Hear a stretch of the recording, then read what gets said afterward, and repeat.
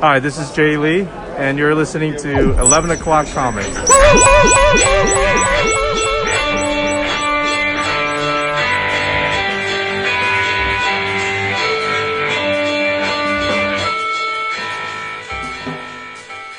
Look at that. Perfect every time. It's like an echo across the vastness of space. Every damn time. Yep. Cosmic transmission from Planet Tap.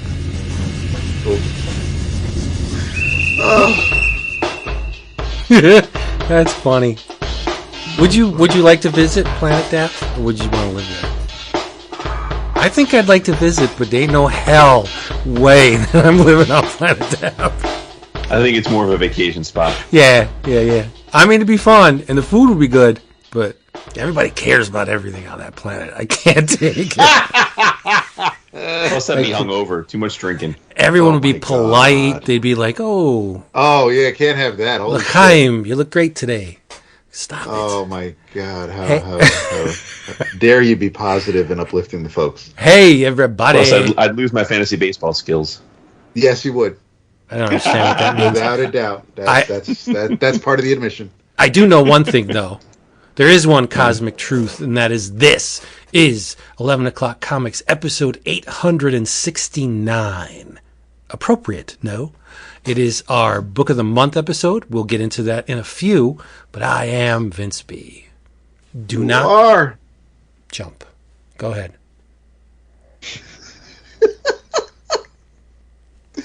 This wasn't what you were messaging us before, was it? No. I didn't sign on for this with the cat. I did not. This was not part of the deal. If I knew this came with it, I'd be like, nah, done. But anyway, I'm Vince B. No, I wouldn't. You are the enlightened Vince B. I am David A. Price. I have looked into the future and seen that to be true because I am King Megatrip. You're not King Megatrip. No way. I knew you were going to pick that. You're not. Matt King is King Megatrip. I do have a snake dick, though. Yeah, okay. Matt King is King Megatrip. Full disclosure, I had a dream. I didn't say what kind of snake. I just said it was a snake. I had a dream that Chris was doing this with us, and instead of Megatrip, he said, you know where this is going, right? He said MGA TRP, like RZA. Remember when he fucked up the RZA? Oh my God. Oh yeah. This is really well written by this MGA TRP gentleman. But no, you're not Megatrip. No, you're Jason Wood, everybody. Here together for our Book of the Month. This has been a long time coming for just reasons, because this thing is a massive monster of a book. We've been I don't want to say plow, because I didn't read this thing fast. I took my time. That's why it took so long, because I didn't want to lose any of the detail. Man, there is a ton of it. It is Tales to Enlighten, the New Testament. Written by Matt King, illustrated by a whole mountain mess of really talented individuals. Wow. We'll get into it. Issued by the Mega Comics Society, and we're going to tell you all about it. But we have to let you know who made this thing happen. It has been sponsored by CheapGraphicNovels.com. CheapGraphicNovels.com. What more do you need to know? If you're in the market for omniboo, collected editions, trade paperbacks, manga, all that kind of stuff, go where the prices are low, cheapgraphicnovels.com, because you can get stuff you're looking for a lot cheaper than Amazon, drastically cheaper. I should have brought it up before. Maybe I'll just take a little trip there right now. Just looking at the homepage, we have Superman. It's an absolute Superman, Man for All Seasons, 40% off, $59.99. That's crazy. That's an insane, beautiful price. Avengers Omnibus Volume 3. This is the Alan Davis cover. $59.99. 40% off. What? And we have Batgirl Volume 8. I don't know what that is. Looks like Rebirth. The Joker War is like $10. $40.19. That's 40% off. See the progression? 40, 40, 40. You're going to get 40% off on most of the stuff you want. Just go there. cheapgraphicnovels.com. And did you know that the Ice Cream Man Sunday Edition Volume 2 is solicited this month? Yes, indeedy. Gots to get it. The first one is just gorgeous. Do you have that, Jason? No, sir. I think you should get it. Why not?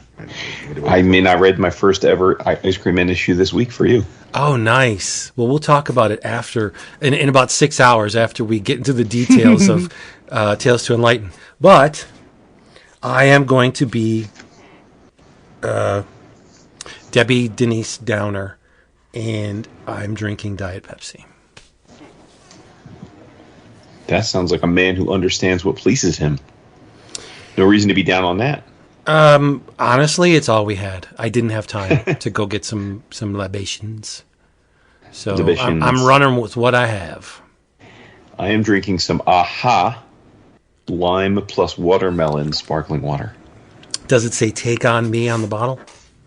No, it doesn't. But dude, before Dap tells us what he's drinking, I got to tell you. So I'm at this work retreat this week, right? Mm-hmm. My COO is 30. Bitch. Oh, you all right? You don't know his COO. No. The keep talking. The power circuit tripped in the room. I gotta go flick this. Oh, okay. So we're at this retreat, and my COO is 35. So we're talking about something. I said, we were talking about his daughter, and I said, oh man, when your daughters get in a few years, when it's time for their bat mitzvahs, we're gonna tear the roof off. I'm like, you better have. I'm like, I want you to have like Tone Loc and Depeche Mode at your daughter's bat mitzvah. And he goes, without missing a beat, he's like, I don't know who they are. Oh boy. I'm like, I have never felt so old. Because again, this isn't like a 20-year-old that's like working with us. Like, he's 35 years old. Should know both of those artists. Oh, I know. I was like, come on, bro. Yeah, he must live a very secluded existence. I mean, I know Tone Loc. I'm not a huge Depeche Mode fan, but experienced in their music. But, Tone Loc, I know the hits, right? Oh, there were only two of them, but yes. Right. I mean, if you ask me anything other than those two, I would be like, yeah, okay. Yeah. But I'm sure Tone Loc performs bar mitzvahs quite often. I doubt Depeche Mode does. Tone Loc performs bat mitzvahs? Yeah, Tone Loc is at that level where he now is at a place where he probably does parties like weddings, bar mitzvahs, birthdays. Because so that's a thing to get like a Oh, real that's name a for thing. Really? Oh, yeah. Wow. Yeah, for sure. Mm-hmm. I just had birthdays. That's it. Well, you were a man of meager beginnings. Yes. Meager middlings, too. And probably meager fucking endings. But whatever. It's okay. I know who I am. I'm very comfortable with it. You M's what you M's, and that's all that you M's. That's right. Me and Popeye. Aww. Look just like him. Yeah. I got nice, thick forearms. What do you got there? That's right. A gin and tonic with Empress Indigo Gin. Okay. Black. Is there? By the way, I was today years old when I found out that a balloon just means a second full moon in a month. Oh. You didn't know that? Did not know that. Wow. So much for that 150 IQ. Kidding. Why you calling him dumb? I'm not, because he's not. You can't know everything. I could ask Jason 1,000 questions and he would not get any of them right because it's information particular to me. It's stuff that I'm interested in, which Jason is not. So that doesn't mean he's unintelligent. He's just not learned in the goofy shit that fills my brain. I mean, you're selling me short, but that's okay. No, I'm not. I'll get over it. Well, you are. Reminds me of an old. All right. Okay. Who directed Bloodsucking Freaks? No. See, you don't know. I don't mean you're selling me short that way. I don't mean you're selling me short in that way. Oh, you mean with the IQ? Never mind. Whatever. All right, here we go. Let's carry on. Carry on, good soldier, because we are going to be talking up Tales to Enlighten. Oh, the New Testament. This thing, my goodness, you can't look away. It is gigantic. And which reminded me of something. Are either of you, now my head is swimming after digesting this entire thing. Either of you familiar with the Codex Gigas? I feel as though you mentioned it to me before, but I have mentioned it before. Yeah. Codex Gigas, also known as the Devil's Bible. This was a 13th century illuminated manuscript, actually the largest of its kind. The page length on this thing is a whopping 36 inches, hence the name Codex Gigas. Big, right? And it's thick, it's imposing. The contents, it's a crazy amalgamation of contents. It supposedly contains the sum total of all human knowledge to that point. It has the complete Vulgate Bible in it. It has the Encyclopedia Etymologiae from Isidore of Seville. It has the Chronica Bomorum, the Ars Medicinae treatises, 2 books by Constantine the African, Josephus's Antiquities of the Jews, and De Bello Iudico. All those books. Internet. It was the first internet. Okay, but there's a really cool story surrounding the Codex Gigas. Some of the odd things about this book, it's all delineated in Latin. All the pages are beautifully illuminated by a single hand. Here's the clincher, though. Illuminated by a single hand without misstep. There are no traces in this book of marks having been edited or reworked. The book is virtually flawless.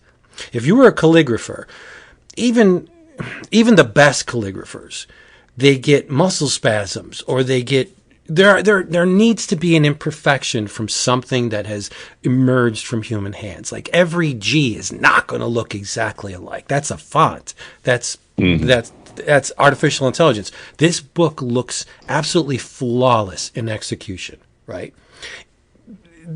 Big brains, well, brains bigger than mine, have said that it would take 20 years for a single hand to complete the calligraphy in this book alone. 20 years of nonstop mark making. That's crazy, right? But the oddest thing about this book is that the scribe, he was a Benedictine monk known as Herman the Recluse, right? Guy was between a rock and a hard place. So the legend goes, right? He fucked up and he broke his vows. And they were going to kill him. They were going to wall him up alive, Tomb of Ligeia style, right? But to save his own skin, he made another vow. He wanted to create in a single night this tome that would contain all the sum total of human knowledge, an artifact that would bring glory to the monastery then and forever. But he bit off a little bit more than he can chew. Who would be able to do this in a single night? So what he did was he started sweating it, started getting nervous. He knew that he'd never finish in time. So what did he do? He sold his soul to the devil. And Lucifer showed up to finish the book in one night. Herman was so grateful that he included a full-page illustration of the devil in tribute to his savior, hence the tome's nickname, the Devil's Bible. Why am I bringing this all up? Because Tales to Enlighten, the New Testament, is the Codex Gigas of comics. This fucking thing is massive. It's imposing. But here's the clincher. It seemed to emerge fully formed out of nowhere. Like we were all down with Tales to Enlighten. We were talking it up, and it was great, and we digested it, and it was massive and beautiful and disturbing at the same time. And then it seemed like a couple weeks later, second one's coming out. I was like, holy crap. How does a book like this come to be? The logistics behind what I'm looking at here, they make my head hurt. Like, could you imagine being on the opposite end, coordinating all these art monkeys, trying to get all these pages and all these stories done? Not only coordinating, but writing all this stuff. Like, this book is a gargantuan undertaking. It just stops me dead in my tracks that it exists at all. Never mind, so hot on the heels of the first giant volume. It's crazy. Like, it's so impressive. Do you guys not feel the same way? Like, what the hell? Yeah, it's well, and what's crazy is when we had Matt on to celebrate the first volume, we asked about would we get more, and he was pretty non-committal at the time about it, right? Like, he was like, I don't know, maybe, but I haven't really given it much thought. And then, like you said, from there to here, my God, it was like light speed. Yeah, it's and crazy. I think because you're right. I mean, coordinate. You brought up something I didn't really think about, and I never really do think about when it comes to anthologies. When we talk about anthologies, a lot of times I feel like maybe, well, I don't want to speak for you guys, but I feel like now I maybe give short shrift to the editor because there is such a process for getting all of these different creators to deliver and in a timely manner and put it all together and figure out the order of things. And then in this case, Matt, just like he did in the first one, does amazing interstitials, right? Like with all the fake advertisings and the commercials and the graphic design that brings it all together, which is in and of itself a Herculean task. And then he got, there's at least 100 commission pinup type things in the back, which again, he had to coordinate each of those, scan them, put them. I mean, it's a lot of work, man. A lot of work. It's a ridiculous amount of work. But the result, I mean, you slap this monster tome on a table and you watch everyone in EyeShot begins to salivate at the thickness of the thing. Like, it is just, you can't look away. It's like Johnny Watt, right? It's like, holy crap, look at that. That is monstrous. Mm-hmm. But it wouldn't mean shit if the stuff inside wasn't of quality. And man, I mean, when you're traipsing through this book and the art styles are wildly different. Mm-hmm. There's everything from super real to experimental and loose and cartoony, and there's a Savage sort of Conan pastiche. There's a Warren era pastiche. Like, it's crazy. Obviously Marvel and DC, right? There's takeoffs on their aesthetics. A lot of Jack. Yeah, it's and the faux ads. Not long into it, I'm like, well, this has obviously been inspired from the Church of Subgenius, right?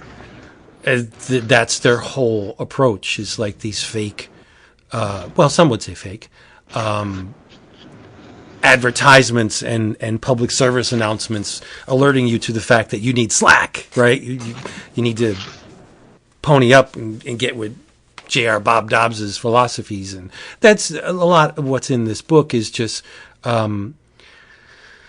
it's not preachy, but it's like an informed, outlandish opinion on mind, God, universe, everything in between. And I was like, woo, I'm in my universe, bitches. I love this book so much. As I was going through it, I just started dropping down descriptions. Like, how am I going to describe this thing? Mm-hmm. How do you present what's in this book to someone who is a total neophyte on any of this stuff? And sacred scriptures, cosmic transmissions, a consciousness expanding infernal grimoire. I'm not going to mispronounce it this time. But one of the best ones, I think it's like Penthouse Letters meets Fate magazine. Right? Sacred, profane. It's a work of fiction on one hand. On the other, it's a real-world roadmap for spiritual awakening. You're going to crack open your pineal gland and your third eye when you read this thing. It's like the best psychotronic movie never made. It's sublime. It's scatological. I have something queued up that I forgot all about, that I was going to do this. Scatological. Scatological. Scatological. It's like I said, it's J.R. Bob Dobbs and the Church of Subgenius. It's William Burroughs. It's L. Ron Hubbard. It's Aleister Crowley, Robert Anton Wilson, Philip K. Dick, John Waters, and Xavier Renegade Angel, all wrapped up in one really entertaining ball. It's dirty, it's bawdy, it's filthy, but there's a component to it that expands consciousness.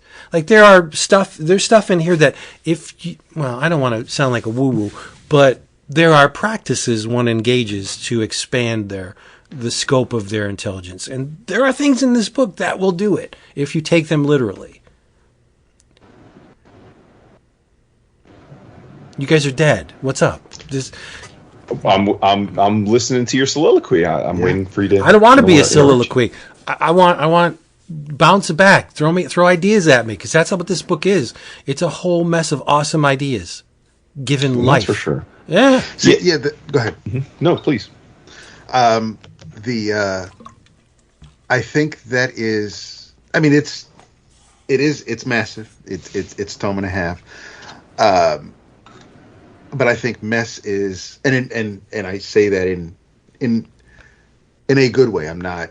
There's if I have any issues with this, it is that it is so dense and there is so much to get through. I mean, it's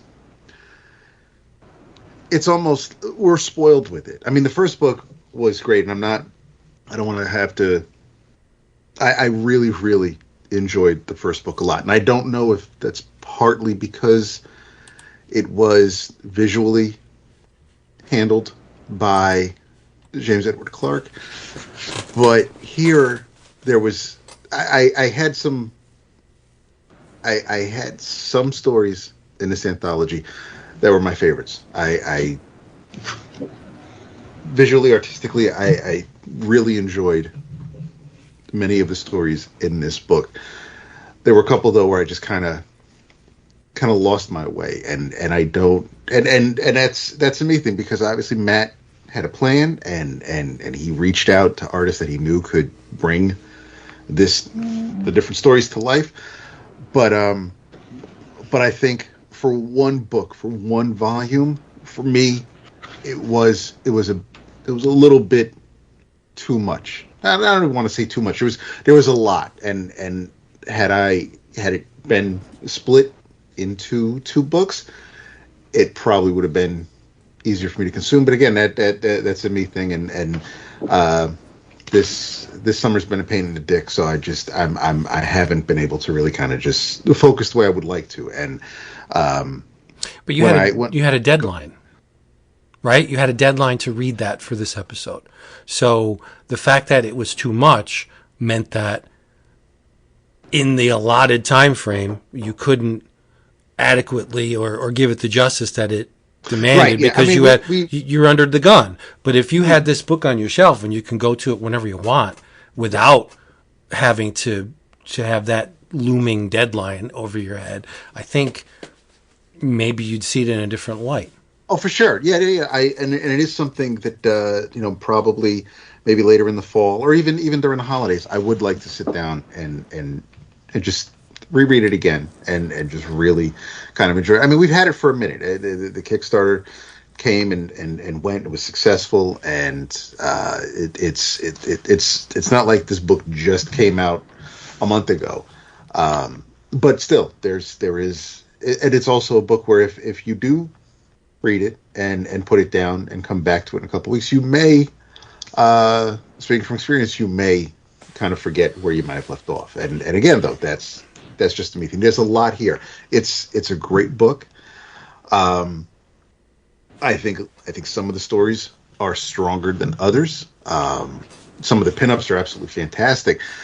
I love that it does exist, because it does spin out of the first volume, and Matt's going to continue telling this story, and I'm glad he is. But it's nuts, but it's nuts in a good way.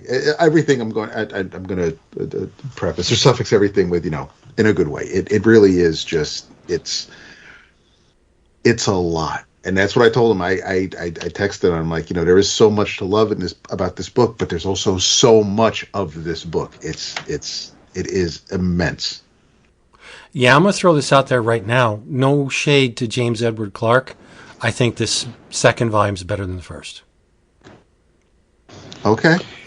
Interesting. So you guys are on different sides. I don't know that I'll break the tie because I was going to say that for me, I mean, so obviously we don't have to discuss the first volume. I mean, we went deep on it, gave it tons of love, had Matt on. But yeah, like you're saying, I mean, the first one was a singular vision, right? It was Matt and JEC, James Edward Clark, working on it, and so this was by design different, right? And by design in part because there was no way that James was going to be able to draw hundreds of pages without taking years. And so it just became an anthology for that reason. And when it was going to be an anthology of artists, I first thought, oh, that's a bummer, because I really did enjoy the first one so very much. But I will say, I think maybe I'm leaning more towards Vince in the sense that once I got the book in my hands, I was just completely enamored with the variety visually, right? And that each story. Oh yeah, yeah. And I will say that for a book this big, meaning that there was going to be so many different artists involved, I thought that the average quality of the was pretty exceptional. I think I've read many much smaller anthologies in recent years that had a much lower hit rate for me visually, where it was like 50-50 maybe. And this, I can't think of many stories in it that I thought the visuals detracted from my enjoyment. So, right. So I don't know. I mean, I don't know that it's like picking your favorite kid. I don't know that I'm going to lean one way or the other, but I have to say that something I enjoyed about this being creatively very different than the first because of the fact that it was a product of so many different minds. And maybe the reason that appeals to me is that, like Vince said in his wonderfully put intro of all this is, there's so many different ideas in this, ranging from deeply well-researched spirituality to, the most over-the-top gonzo pornography and everything in between, that I think maybe having all the different artists collaborate on it makes more sense, right? Yeah. Like, because it is a book full of chaos and conflicting ideas and collaborating ideas going in and out and zigging and zagging with each other. And maybe that to me is better served by the visuals being startlingly different as you turn the page. So, so I don't know. I think both are beautiful in their own rights for sure. Right. I have about, when I was jotting down a few notes, there are about 8 stories that I feel outshine the others in the book, and it's an artist subjective, and we all know that. But there are absolutely some phenomenal pages in this book, without a doubt. And as I'm reading it, and I'm going through the different stories and reading the different origins and seeing what else Sam and Manfred are getting into. I wasn't necessarily missing Clark's work from the first. I was enjoying the variety that we were given, because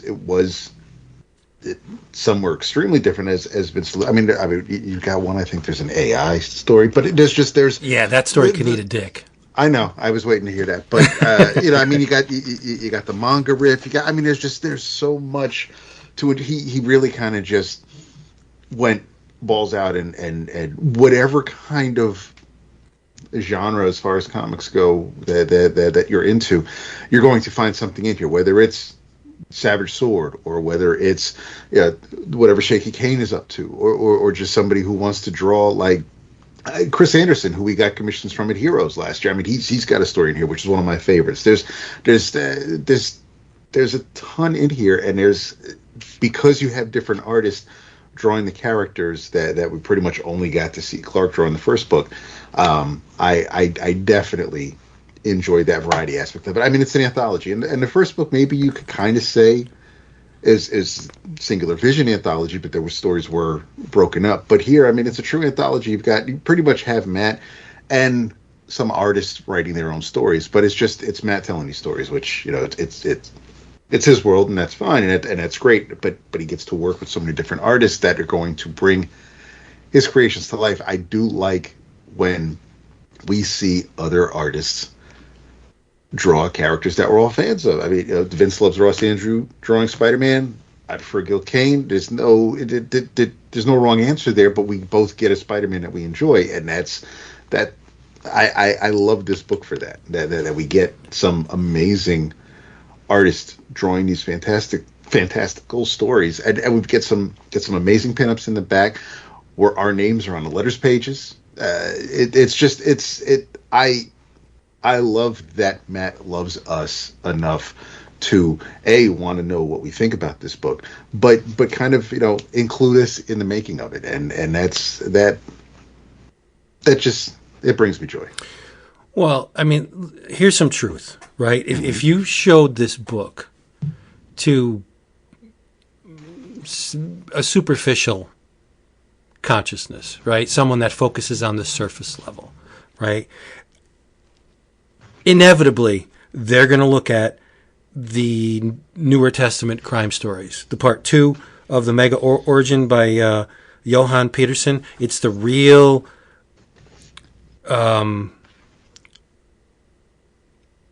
unvarnished story, let's just say. It looks like it was drawn on copy paper with, a marker, and it's real scratchy, and it's low level. I shouldn't say that, not low level.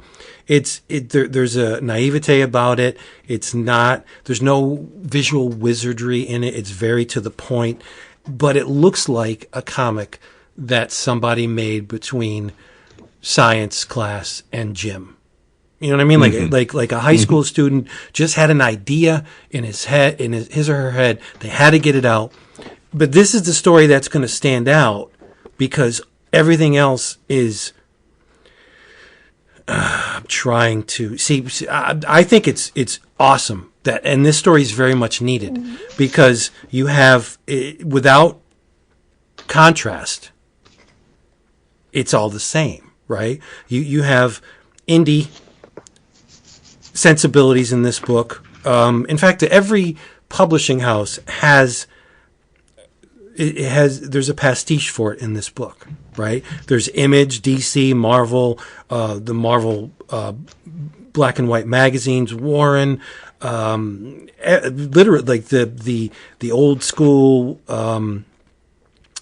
Zap Comics underground aesthetic. Like every touchstone in comics is represented in this book, including AI, which I hate the AI story, but I understand why it's in here, and I think it was a neat experiment. And considering the themes of that story, okay, it makes sense to do it that way. I just don't like AI. That's it's the devil.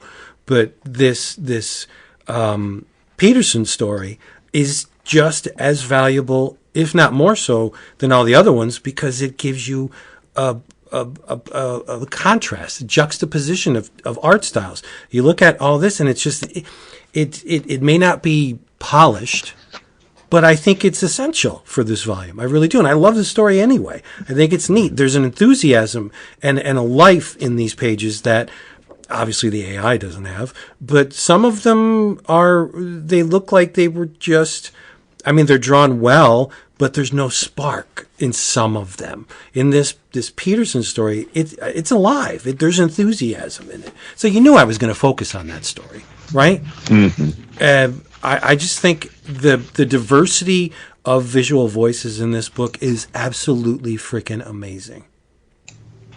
I agree. Oh, for sure.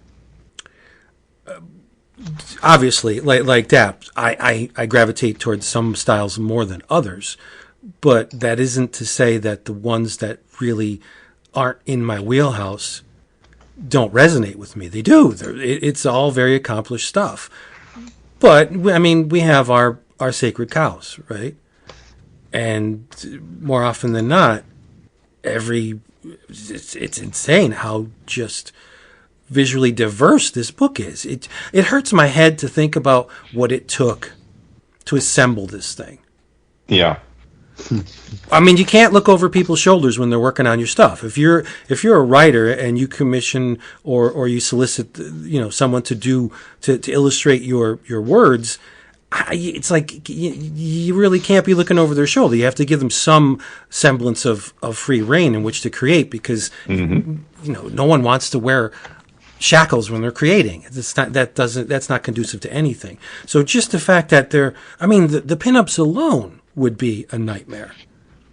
And I know we're focusing on Matt King a lot here, but this is his baby. Right? Oh, for sure. Yeah. Channeled through the hands of a whole mess of people. Yeah. So, I mean, let's just, to get into the stories of this book, we'd be here for 6 hours. But there's a centerpiece to this book, and it is the origin of Megatrip. Yeah. Who's Megatrip, you're asking? Well, Megatrip is Sonny J, a.k.a. the Jesus, Son of God. Yeah. Mm-hmm. And he becomes Megatrip after donning the Lady Triphard's the Helmet Majestic. And I say the, stressing a little bit towards the end, it's because the extra E in the is the Genesis Peorage Topi speak. Her used to enjoy adding that extra E to the, just to make it his own, right? Or her own amalgamation. So how did Sonny J come to possess said helmet? Well, he was romantically linked to a sultry cyborg named Maggie. Yes, sir. But unfortunately, he didn't treat her very well. And she left. No, she hooked up with Lady Triphard, who was found worthy to wear the pyramidal helm majestic and could fire lasers from her nipples. That's some awesome stuff. You could fire lasers from your nipples. Respect. They had a thing, and they were eventually captured by the Sixth Commandment murder masters. And unfortunately, Lady Triphard, she freed Maggie, but she was implanted with a black magic parasite. Maggie ran away to get Sonny J, who had a very abrupt change of heart. Like she kicked him out, and she runs back to him. Well, he is Jesus, right? Unfortunately, Lady Triphard died upon their arrival. But thanks to the power of the Helmet Majestic, the pair escort Lady Triphard's body to Outer Alpha, which is heaven. And the Omnifather, also known as God, Sonny J's father, he gives him a pretty cold reception. But he changes his tune after his son, donning the helmet, saves the place when the dormant black magic parasite hiding in Lady Triphard's corpse starts to tear up the joint. Sonny J's buddy Bruce Chi, this being with a hand for a head, he died in the kerfluffle. But Mr. J works his magic and saves him, but his arms were reduced to nothing but bone. So Megatrip was born, and now he and Maggie, now a cyborg leather nun, hope to use their gifts to spread the Dharma. But they need to be trained, which is another story. And then Judas enters the picture. They go to the School of Nine Dimensions, which is this otherworldly dojo, and the logo is the fucking Shaw Brothers logo. And I was like, God damn. We're in magic territory right here. And it goes on from there. It's intensely detailed. There are permutations to the story that I don't know if we should reveal, because Maggie has an alter ego. Maggie's my favorite character, by the way. I love Maggie. But we get her origin story. Yeah, she's not only Maggie. She's someone else. Think biblical. Mm-hmm.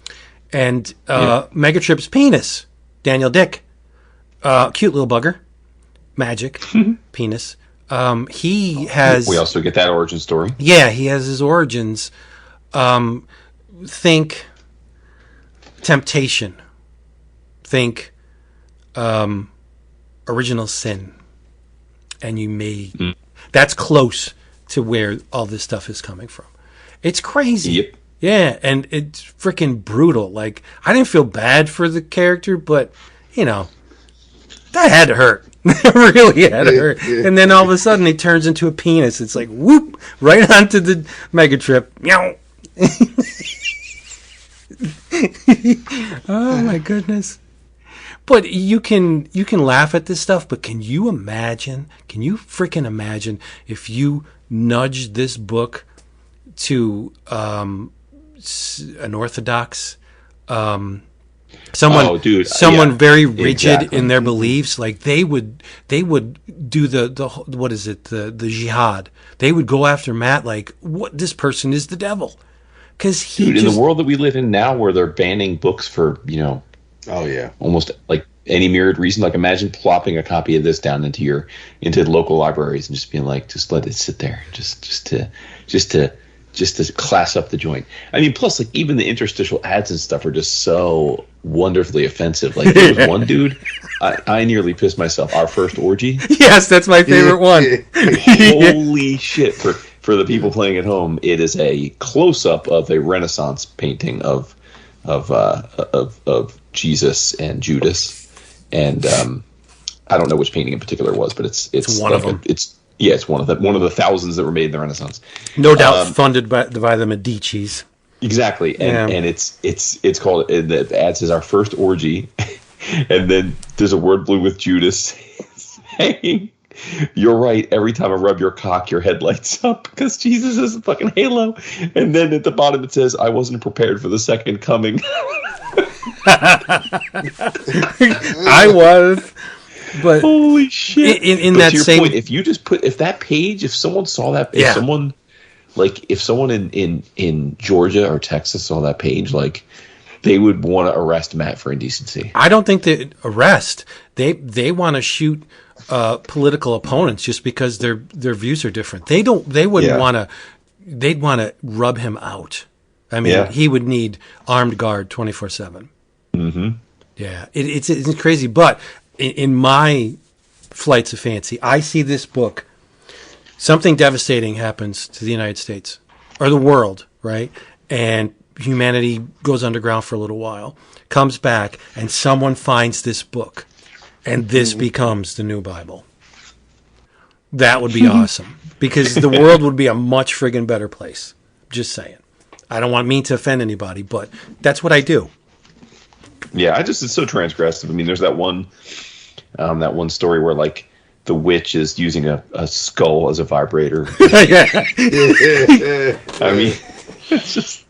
But I mean, we're dancing around it. But there's a scene in here where Adam. I mean, I think it is the most outrageous story of the bunch. There's a scene in here where after the Omnifather, which, you know, is a little bit Odin, a little bit Zeus, like, it's God, so it's all of the pantheon, the patriarchal pantheon wrapped up into one. He extracts Adam's rib and creates, you know, the lady, and later on there's a quartet, a sexual endeavor between a quartet, and Adam, I guess we can say it, right?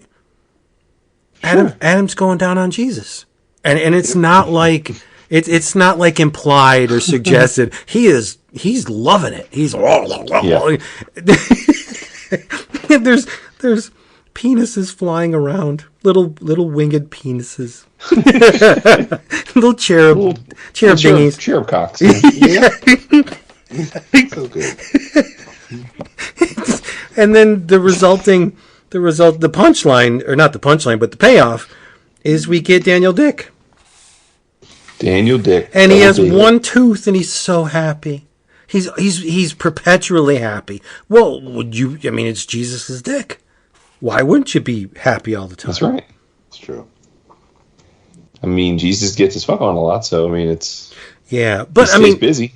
We're focusing on the sacrilegious aspect of this book, the very extreme stuff designed to delight those who have no attachment to this stuff and offend those that do. But there's also a component on comic books, the medium itself, and collecting said comic books, because Megatrip has a comic collection. Yep. And we should have set that up. The opening story, the intro story, is actually drawn. I think it's a beautiful touch. It's drawn by JEC, so you're getting the same visual. It kind of sets it off, and then it's them hanging out in the room, and there's a long box of comics, and they start opening them up, and supposed to get the vibe that Sam starts opening them up. Issues from the long box, which I think is just a wonderful touch. Yeah, they'll pull an issue out of the long box, and God will be like, "Oh, I never should have gave him that one," and then you actually walk into the story from that issue, and then in another chapter, another book will be pulled out. It's like, "Oh, I remember that one. This is what," and then you see the story from that one. It's a really neat framing device, and even more so because it's not just once. It pops up at a number of instances through the book. Illustrated, and I suck because I didn't take note of the illustrator, and I should have. For which thing? For the comic book pages. The that's not James Edward Clark. No. We should give credit where it's due. And just finding something in this book is like ridiculous. Yeah. I mean, I'm glad he numbered the pinups, but Jeff Robertson is the interstitial page artist. Did he do Jersey Gods? No. What did he do? But let's see who did this, because I find this chapter, I cannot look away from it. It's chapter 3, Newest Testament of Sins and Sorcery by Bill Couture. The visuals in this chapter are absolutely unbelievable. Megatrip riding a cosmic dolphin into heaven with Maggie shirt open on a dolphin. It's outrageous. It's insane. And then when we get to see the black magic parasite just emerge, like, that's nuts, dude. I want a vinyl of that black magic parasite. Nice. All big and bulky and stuff. Yeah. I wish he got Skinner to do something for this. Skinner would have just destroyed a story in here. Oh, and I was thinking too, it would have been nice maybe if there's a volume 3 to see our boy Falpy get up in here. Oh, he's perfect for this book. I was thinking about that. Yeah. Right? Yeah. But a tip of the hat to David. There's one character in here that no doubt would have been a twinkle in Gil Kane's eye, without question. And that's Core, Heaven's Assassinator, the psychedelic barbarian. I'm looking at this. I was like, Gil Kane would have obliterated this character. He would have made it his own. Yeah, and we get a little bit of the lineage, because Core is father to Sam, the Devil's grandson. Core has a very ignoble ending, but did his duty and sired the grandson of the Devil, Sam. So, I mean, Sam's everywhere in these books. Yes, his homie. Yeah, and it's neat that you get to see the lineage. Like, where'd Sam come from? Okay, here's the story right here. It bounces around the timeline, but I love it. The Dark Knight pastiche in Coke Knight, oh my God. When he jumps and he does the point, it's like, that's Frank. But there's a story called Coke Knight versus King Seaman. Yeah. SEA, like Poseidon Seaman. Men. And there's, Seaman's going to drop his load, stuff like that. So it's like bathroom humor. Yeah, it's like a pro wrestling pastiche for me. Yeah, but the art in that chapter is amazing. Yeah, I love it. It's very... Remind me of Gofa. Yeah, it does look like Gofa a little bit. Yep, but it's very Cripps. Yes, very loose. And I thought this going in. I mean, it gets dirty in spots. Oh, for sure. No, it gets really dirty, but it's not constant.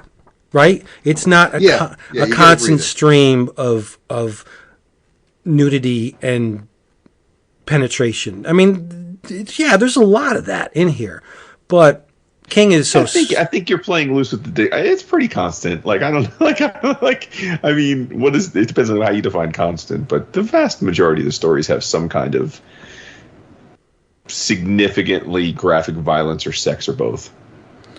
Well, man, since his violence, inception yes. has been, revels in sex and violence. Oh, I think this that's what makes one of the things that makes this book great. I'm just saying, like, it's not like there's just straight up stories that don't have some kind of edge to them.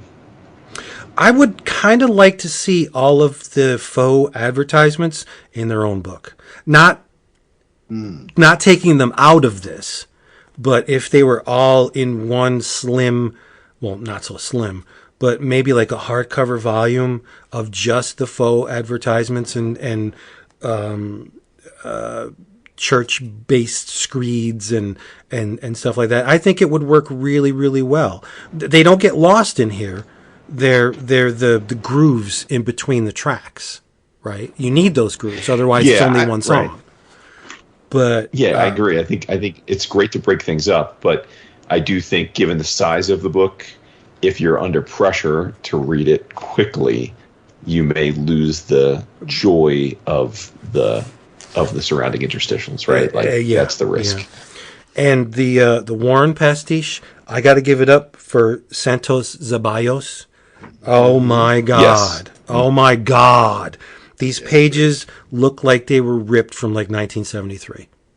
Yep. Could work for Skywald as well, but the way that the credits are laid out at the bottom of the page, that's dead on Warren. Dead on. But I would not blink if I saw this in an issue of Nightmare or Scream. It fits that aesthetic as well. Right. Yeah. Wow. Sexy ladies. It's everything in this story is just so gorgeously rendered. Those horses. Oh my God. Yeah. I don't know if these pages are. I wouldn't buy them anyway. But I mean, if I would love to see these pages if they existed in the real world, if they weren't digital. I would love to see this art super up close, just to see. I'm sure I'm sure just given the amount of artists involved, some did it digitally, some did it traditionally, right? Yeah, it's nuts. And even the typography is really well done. Which again, it was a crapshoot, because I'm guessing that I didn't look on the inside credits. Did one person do all the type lettering in here? No. See, that's dangerous. If you get somebody that isn't attuned to the wonders of typography, and they consider it an afterthought, you're not going to get a book that looks like this. Like, all of the typography in this book is awesome. I don't want to say tasteful, because it looks like Jeff Robertson is the interstitial artist, but then it also, I didn't see below, fake cover designs are Joel Lohler, so maybe that's who I'm talking even within the stories themselves. No, I know, but earlier you were like, who did the covers? And I said it was Jeff Robertson, but it may be Joel Lohler, because he's credited as the fake cover design. So. Yeah, there's a case right there for credits being applied to the stories as they begin. Mm-hmm.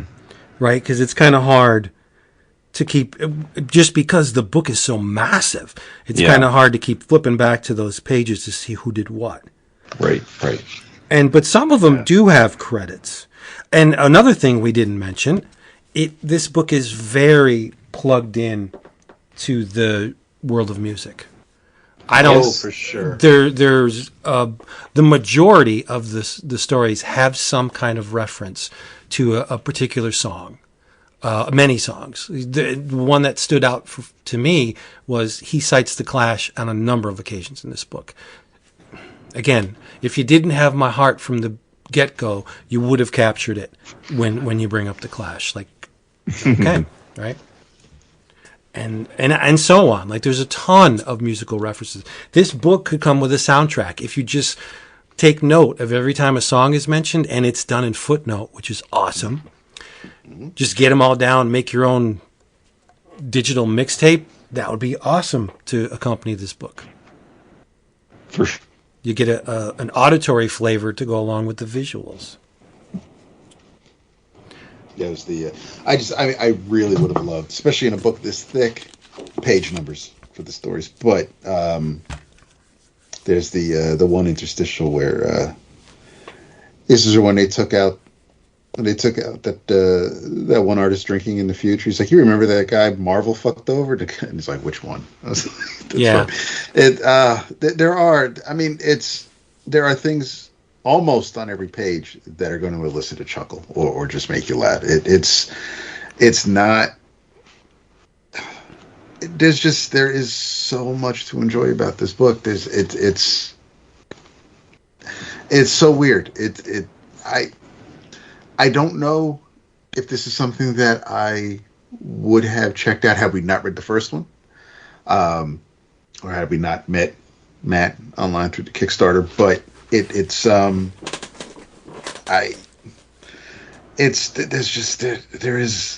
he really, obviously Matt loves the medium, and he's working with people who seem to enjoy it as well, and we're absolutely the better for it.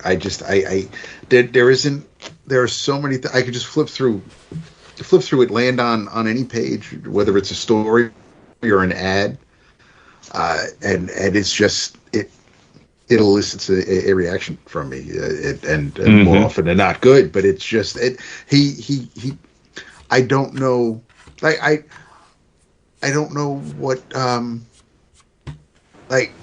curious to see Matt take on something just like we've been enjoying, like Carl Starks can kind of mess around in any kind of whether it's horror, whether it's action or animals. He can kind of just work within a concept. I'd love to. I don't want this to stop, but I'd love to see Matt's take on other aspects in the medium, whether it's, there's superhero. There's a little bit of everything in here, so you can't just say, "Oh, I'd love to see him do superheroes." Yeah, well, he's kind of done superheroes between these two books. There's just he seems to be able. He seems adept at a bunch of different genres. Again, I'll just say it, but it's insane. And I know we're obviously not going to go story by story. Never mind it's as big as it is. But this is also something that you really, we say it enough, but this particular book, I don't want anyone to not. I don't want to deprive anyone from the enjoyment they'll get if when they check it out themselves. Because we're also trying to explain things that if you didn't see it, if you don't know what's on the page, that you may lose something. It's kind of something that you definitely have to see to enjoy. But I think, as long as your sense of humor can take it, I think everybody should try this book. I would love to see a cargo load of this book dropped WKRP style over some Middle Eastern country, some very, very strict, regimented Middle Eastern, and just sit back and giggle as the shit hits the fan. I think legit there would be some people that would flat out die reading this book. This book could kill someone who's they get the vapors. Someone whose worldview is very attuned to what they were taught, the beliefs in whatever magical system of mumbo jumbo they believe. This could crack some weaker constitutions. Even in our country, we said it before. If you drop this book down south, oh my goodness, man, it would be amazing to see. You could blood in the streets, man. You could heat entire neighborhoods with the hate. Yes, filled heat coming out of someone's body. I love that though. If you're going to go for the throat, you don't pinch, you tear, right? Yeah. So, I agree. Absolutely. And I think that's part of it, right? And again, we've had Matt on the show. Matt is he's a nonconformist, right? He wants to push against the grain. I don't blame him. Yeah. And he's an anarchist, right? And that's he's trying to get those messages out. This is just the way he views the world. But the cool thing about it, and just as we said with the first volume, is that he finds a way, I think, to be unendingly entertaining while dealing with a lot of these issues, right? Like I will say that I love reading comics that are wildly creative and orthogonal to the things I've seen before. This fits into that, but where he gets huge wumba pluses for me is that I also enjoy reading the story. I laugh. It's cohesive in its own way. It all connects and makes sense, and I appreciate that, because there's nothing wrong with somewhat less linear, impenetrable work if it's expressive and artistic in its own right, and I've certainly enjoyed a lot of that too. But this just hits me right. Like, this is like my sweet spot. Like go to the extremes, do crazy stuff that would make old ladies pass out and preachers die of a heart attack, but do it in a way where, again, there's a level of quality and consistency that I think is that shines through, and you got me for life. This is that good. And the fact that we're kind of like, our minds can race about who else we'd love to see get involved is also a compliment to it. Like as we were talking, I'm like, oh man, Ben Mara needs to be in volume 3. Well, yeah, there's a art style in this book that's close to what Mara for sure. does. Yeah, for sure. And it's the Garden of Eden story, right? Yeah. That looks a lot like Mara. And again, totally. I will tell you who it is. Let's see. The Garden of Eden is hold on, I have the table of contents here. Hold on a second. Forbidden Fruit, the story's called. Yeah, it's Christopher Koltzau. Nice. There's an image in here. Not in one story. There's an image of Hitler with a massive penis, just dragging on the ground penis. But within the same story, there's a double-page spread with Donald Trump banging his own daughter. Yep. And them eating babies. Yes, and the scat play, the tube being shoved up. Yep. And also, and Kim Yes. Jong Il is massaging Trump's prostate. Yeah. So good. See, if you can't laugh at this shit, I mean, it's amazing. This is exactly my worldview. I laugh at most shit. Yeah. It's when these people get really, really dangerous that the laughter stops. But for the most part, there's not a whole lot of those kind of entities in the world. I mean, you know who they are. But like televangelists and all that shit, you gotta laugh at it because these people are so convinced that their stupidity is real. For sure. Right, but the thing is, they believe they have it all figured out, and that they picked the right horse. There's no horse. There's just us, right? And that's what I love about this book. In a sense, it cracks open everything and makes fun of pretty much everything. Right. It's. I was going to say some. Yeah. Your microphone's It's off. really. No, it isn't. Yeah, it was. We missed a bunch of stuff, but go ahead. It must have been I was saying that that I was going to call it subversive, but it's not subversive at all. But what it is it is it's just a rant against idolatry in all of its forms. Oh, yeah. If you can't laugh at the shit that goes on this planet, just dig a hole and bury yourself, man, because it's only going to get worse. Give mankind a chance, and they'll fuck it up. And I think that it's true, right? At every turn, we have either exploited or screwed up or just plain missed the boat on a lot of things that could have changed this planet, whether for greed or whatever. And it's a joke. This whole ball is a joke. And I think this book taps into that. You can think like I was going to say most faiths, including Judeo-Christian faith, would have you believe that God made man in his own image, right? But yet so many of those faiths are predicated on us repenting for sins that we commit that presumably offend God. And that that's such that doesn't, right? Yeah, but God is fucking in this book. And his son is fucking. That's what I mean. But right? if you're going to be literal, about man being created in God's own image, then God be fucking, God be smoking blunts, Sure. God be Space cocaine. partying. Like that's Right. right. Yeah. And again, I had to giggle where, Matt King doesn't shiv. He depicts Barbara Gordon as this, punky, sex obsessed, space coked out whore. and the Jim Gordon lookalike is just like, yeah, have a nice time. and Coke Knight's here. He's going into town. He's got it. And yeah, he doesn't suffer fools, and everyone is a target in this book. And I think it's a healthy book. Yes. If the world was built on this book, you'd have a whole lot less of the nastiness going on that we have. Like, no one's going to ignite a jihad for anything in this book, right? Because the whole book is built on a foundation of ridiculousness and not taking the world seriously, or the universe seriously. Really, it's not just the world; it's everything, right? Right. So, oh man, what a worst! And I was really 100%. My head was spinning after I finished this thing. And it was a constant state of euphoria, like the giggles. Every chapter I'm reading, I'm just laughing like an idiot. It brought me great joy.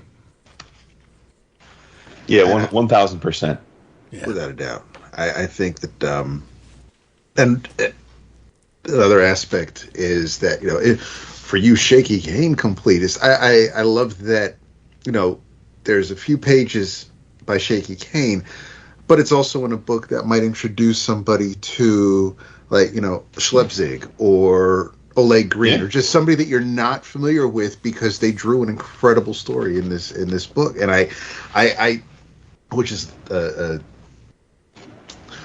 a good reason to support anthologies, because you're going to be introduced to something new, hopefully. But this was a hell of a project, and I'm super glad that Matt saw it all the way through. Yeah, you need to get Al Gofa for the next volume, though, because like you just said, we backed that Dagger anthology. Yeah, I would never know about the work of Al Gofa if it wasn't for that anthology. Now I scoop up everything that guy does. Yep, I think he's amazing. And I would never have known had I not bought Dagger. So, and this book too. There's a number of artists now. They're on my radar. Yep. I'm so old that I can't remember names. So what I do is I have a little, the sticky notes that you put on your desktop. Yeah. I have sticky note on my desktop with all names of artists that have impressed me, like in this book. And as I'm going on the web, I'll just copy the name and do a search here and there, like when I have some downtime. That's how I do. It's how I process. I can't remember all the. Just remembering, taking note of all of the creative people in this book. Get out of here! I couldn't remember all these names. It's crazy. I'd love to see EPHK do a story. He's so naughty, and his visual style would be great. Like, that'd be awesome. And there's just a ton of people. I mean, I'd love to see Matthew Allison. I'd love to see our boy Allison do a story, right? I mean, that'd be amazing. Yeah. Mayhap. I'd love to see Vince Bizzle do a story in here. You'd be perfect for it. I'd need a fold out because I would like to draw Jesus's dick in exacting detail. Okay. I know Matt's going to listen to this, so Matt, make it happen first. Make it happen. Woo! Why don't you draw a core story? I would do a Maggie story. Yeah, I know you would. Yeah, I just, there's something very, well, I love Naughty Nun movies. I have shocker many examples of that genre. And there's just because it's the sacred and the profane smacked together. It is one thing in which we're all attuned, sex, and another thing which we're told to be attuned to, just bumped up together, and it reduces everything to this delicious little dirty aperitif. I love it. But anyway, so Tales to Enlighten. Woohoo! The New Testament. Do we have anything else to say about this book? Other than it's fucking awesome. I meant to do, I was meant to look up how people can get it, actually. Nice. Hold on, because I know it's not right, and get it. So, hold on a second. So it's Etsy. Etsy the best way, I think. I think Matt's store. Yeah. So if you just go on Etsy and you type in Tales to Enlighten, you'll get to Matt's Etsy page, or his Etsy page is King Mega Trip. But you can get Tales to Enlighten, the OG book, and this book, and he also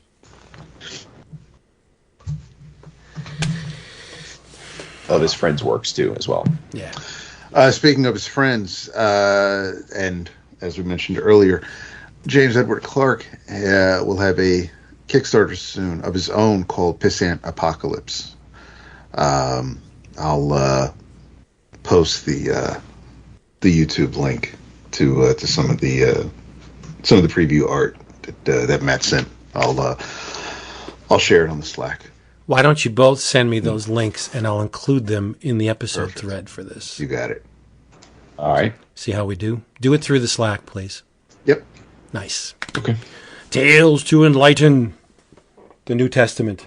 It's 4-color spiritual technology, and it is amazing. If you don't have it, you're not complete. So go get it. I'm guessing that it's not going to be the last you hear about this book. Oh, for sure. Yeah. So there we go. Matt, thank you for putting this together, and get your ass working on the next one. Nice. What? Yeah. Yeah. I'm selfish. I want more. When it comes to great art, I just want more and more and more. So I could have 10 volumes of this on my shelf, and I would want more. The Kickstarter actually launches next week. Nice. Oh, nice. The new Not Safe for Work post-apocalyptic graphic novel from award-winning artist James Edward Clark. So yeah. And that image actually is from the mini comic that he sent us when we got. I was going to say I know. Yeah. Mm-hmm. Yeah. James Edward Clark, the man who will draw anything for $50. Well, maybe not now. Still? That's his shtick. That's his shtick. That's his social media stick. I'll draw anything for $50. Wow. I think you're selling yourself short there, my man. But hey, you do. I know you do what you do. You gonna buy art in New York? We'll see. Probably not. I mean, I didn't set anything up. I'm not setting. You know what you should buy in New York? When we're all together, a new microphone. I know. Yeah, because it's getting. I need to hear your words, and I don't get to hear all of them with this thing. So you need to get you a new microphone. And maybe it's the computer, dude. I don't know. Is it? Yeah. Well, it's all ever since I got this new phone. Desktop, it's coming. Jesus. Get a fucking Dell, like I did, $200 and some bucks. Little piece of shit. I have a Dell. That's what I'm using. I have a Dell. You have a Dell? Yeah, she's trapped. What do you feed her? Whatever she wants, man. Seriously. She'll put you through a wall, though. You mess with her, Adele, like knock your shit out. Well, she'll write a song about you. That's okay. I know. Yeah. All right. So, thank you very much, Matt King, for doing this. Let's talk about... I have an awesome metal bookmark with the crop out of our D-Dubs pinup from the second line. Oh, I used the Megatrip Sucks thing. That's autographed. With the approved stamp on it. Didn't you get one of them with this book? No, because I fucked up and missed the cutoff of backing it by about 20 minutes. Oh, because it's personalized. Mine says, Yeah, I "Yo, know. Vince I B." know. So he we connected, and I bought it through Matt, and because he had extra copies, obviously, because I wanted it, he wanted me to have it. I absolutely had to get it. So knowing that that I screwed up. Even though we were joking about it, and you know he let us know ahead of time when it was about to be announced and all this other jazz, and I still dropped the ball bigly. So it's but he hooked the brother up, and I have a really cool metal bookmark. Nothing personalized, which is fine because I love this book and I love this bookmark. Did you know King Megatrip loves you? I do know that. He does, and all life is suffering. Well, we knew that. Yeah, we did. The trick is in mediating the suffering with joy, and that's what we just did. That's what we do every week. Yeah. What else do we have, gentlemen? I was really hoping to get my hands on the second issue of Conan the Barbarian, but my shop did not get the copy. Oh no! Yeah, so I'll hopefully it's coming, but so I didn't get to read that. All I had from the shop today was Rick and Morty #8, and you were right because $4.99 had extra pages and was $4.99, and this week so I'm saying it's regular size. And every issue moving forward, miniseries, one shot. One shots are always $4.99 or more, like they're $5.99 sometimes. Yeah. But Oni did a little not so nice dance and upped the page count of one issue of Rick and Morty.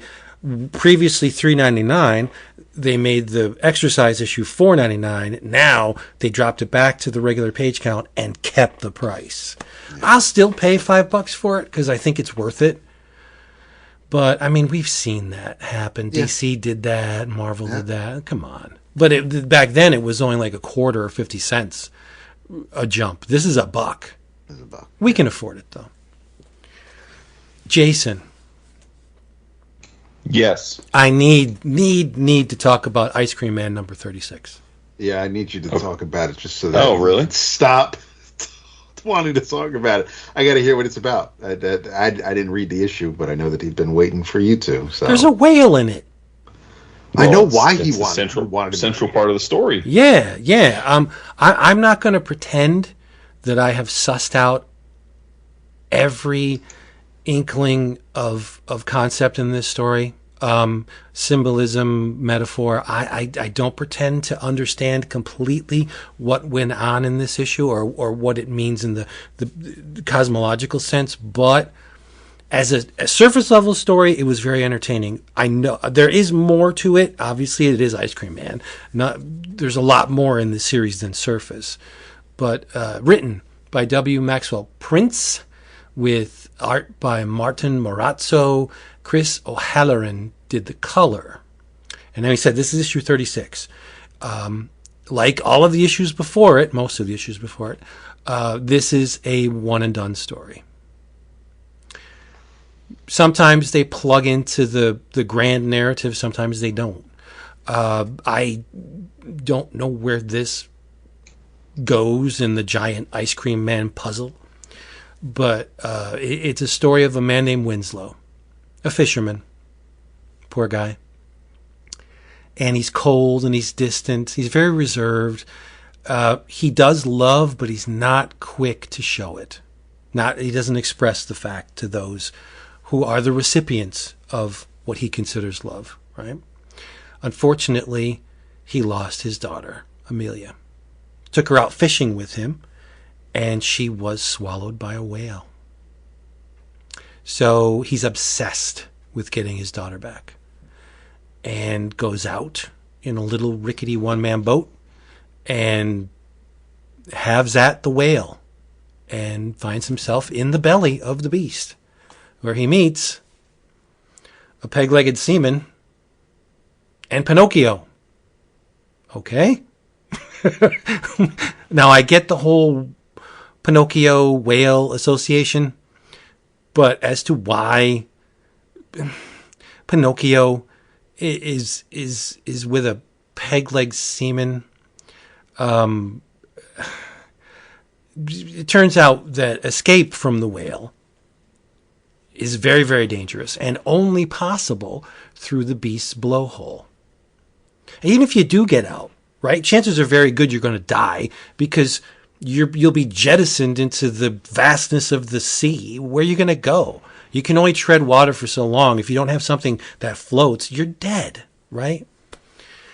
And the whole time, the peg-leg seaman in Pinocchio, they're talking about the Baroness. You got to meet the Baroness. The Baroness would have it this way. And there's a scene with, remember, we're in the belly of a whale. There's a scene with naked people in bathtubs. How did you interpret that sequence, Jason? Because I don't know. I'm struggling to see what, or to even approximate what Prince was saying with this.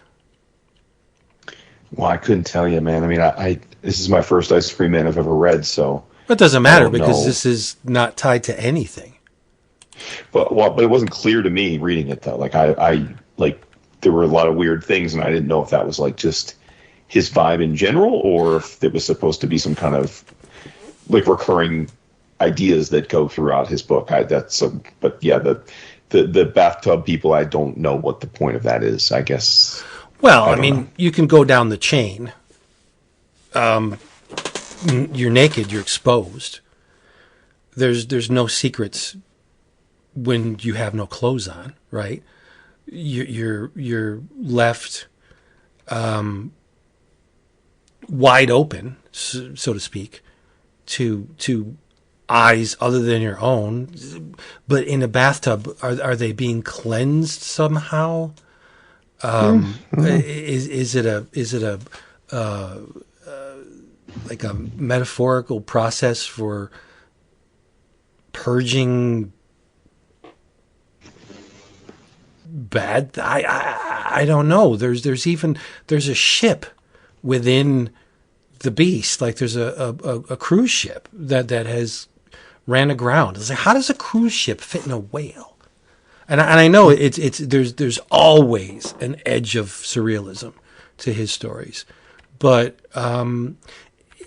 in the end, I don't want to spoil it for those who haven't read it, but things are revealed and escapes are made, and there's really not. If the goal was to create this pocket universe of bleakness, then this issue succeeds, because from the get-go, the colors are very muted. Every color has gray in it. The light of the sun is reflected from the moon, and that's it. Like there's no sunshine in this book. Very, and oddly enough, there is a semblance of light within the belly of the whale, but only during one, I think, very crucial scene where I don't think it was happenstance that when something is revealed, the light shines on it. Like that, symbolically, that makes sense. But as to what was it, his folly that was exposed? Was it his misdeeds in letting her get swallowed by the whale in the first place? Was it the fact that he didn't show the girl love that brought him to this position? Like, there's so many things in this story that it's not that they don't add up, but that I can't decipher where they fall in the schematic, or even if they're important at all. Like, it's very you can interpret this issue many different ways depending on where you're coming from. On the surface, a guy screwed up and his daughter got swallowed by a whale and he's going to get her back. That's simple. But there's also the Moby Dick aspect to it too, where he is consumed with this whale, like to the expense of everything else in the world. He needs to find this whale and get his daughter back. And when he gets there, the resolution is not what he expected, which I guess is appropriate, because in this world, what is? Right? When we put so much mental energy into desiring a thing, when we get the thing, does it always meet our expectations? More often than not, no, it doesn't.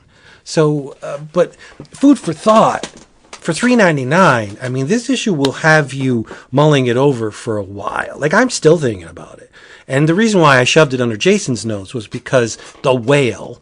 We all know Jason loves the whale. Is center to this story. And I would like to know your interpretation of this issue. I mean, I didn't take it as that deep, dude, honestly. Like, again, maybe because I'm not as familiar with the guy's work. I mean, I thought it was his... I mean, it's a horror... This is a horror anthology, right? Like, it's more often than not, yeah. Yeah. So I took it to be that he... Even with the title of the issue, I thought it was his play on the idea. Some reason... I don't want things spelled out for me. I like my mind to wander and try and associate, like, what is going on here? What is he saying? What could be the underlying meanings, if anything, from this? Because not everything has to mean something, right? And I thought this issue was wonderful, but do I know the inner workings of this weird machine? No, not really. I know some of it. I can tell you, I can approximate parts of the process, but other than that, like all of the issues, you can go back and reread them and find other stuff that you missed, or maybe depending on your mindset at the time, which is very important. You can't go into Ice Cream Man on a bad day, or you're morose, or you're a little bit downbeat, and it's not going to happen, because there are things in here that are just seeds. Whether or not they grow into some kind of a plant isn't another thing. But Jason's having microphone issues, so he's not going to reply to my question, because he can't. At least not without being shredded. So I'm going to take it, and you can grunt and say yes or no. I'm going to take it that this issue didn't really win you over to the magic of Ice Cream Man.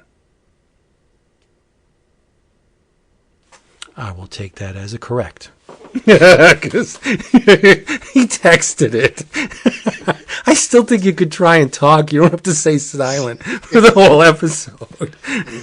I'm going to knock on the top of the desk to answer yes or no. Playing the role of Jason Wood this episode is Yul Gibbons. Thank you for coming, Mr. Gibbons.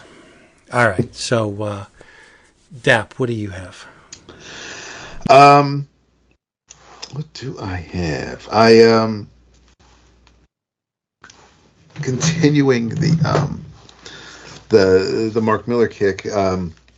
We're at Big Game number 2, which I'm not going to get into, but I also finished the 4th Magic Order series, since that finally wrapped up, and I also got through Nightclub in pretty quick order.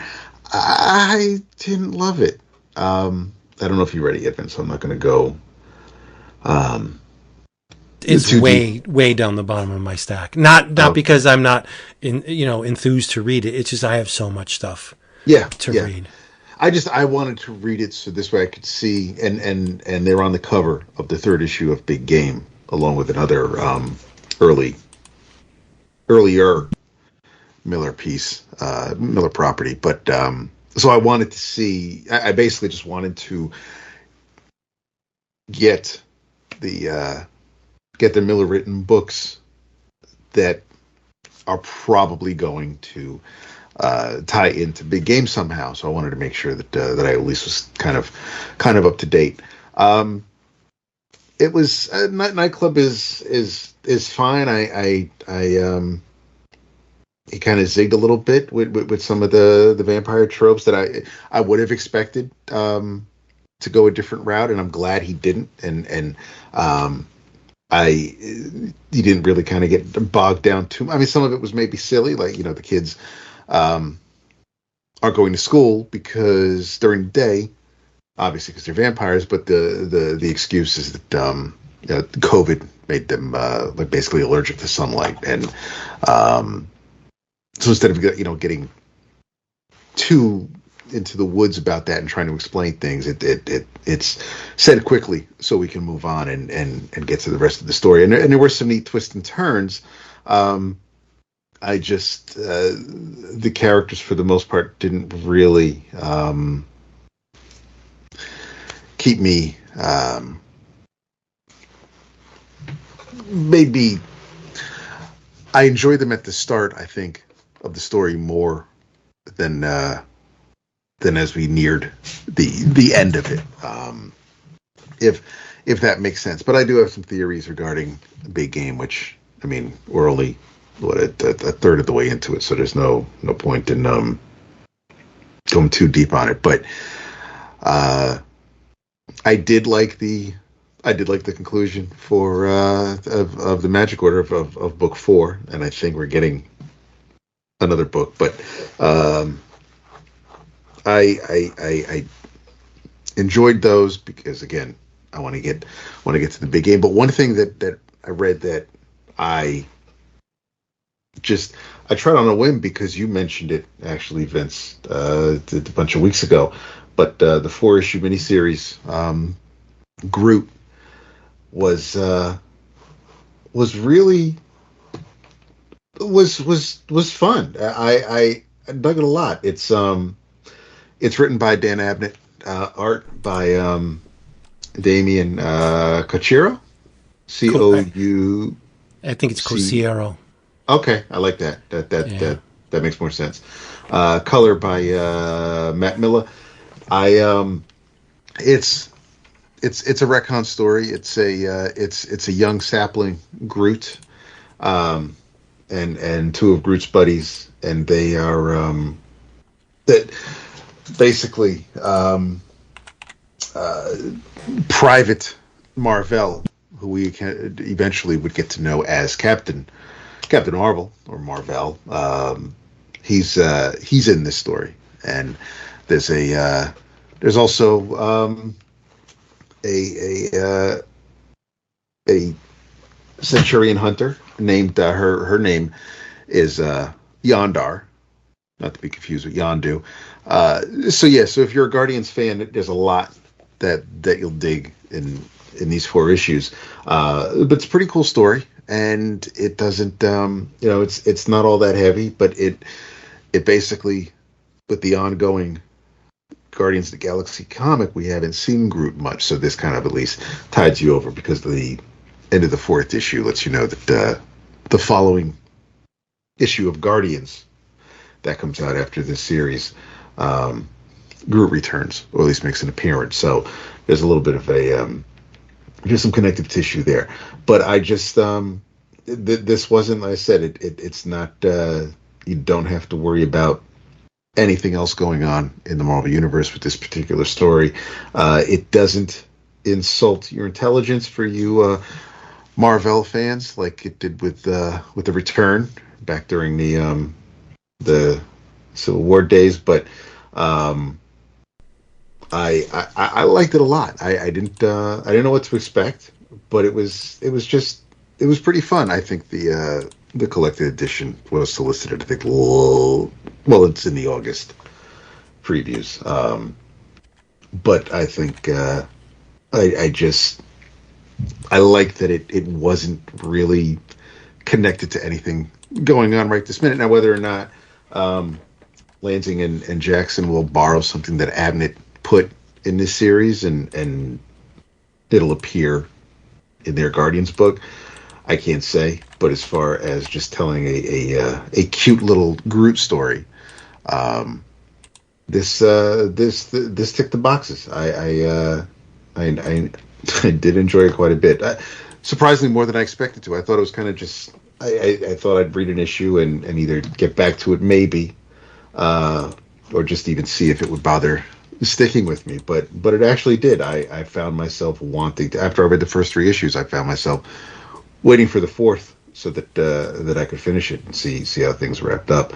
But I definitely recommend it if you dig the Marvel Cosmic stuff. Cool. Although this kind of basically takes place mostly on Planet X and on a Kree ship here and there. It's not like it's a very star-spanning type of story.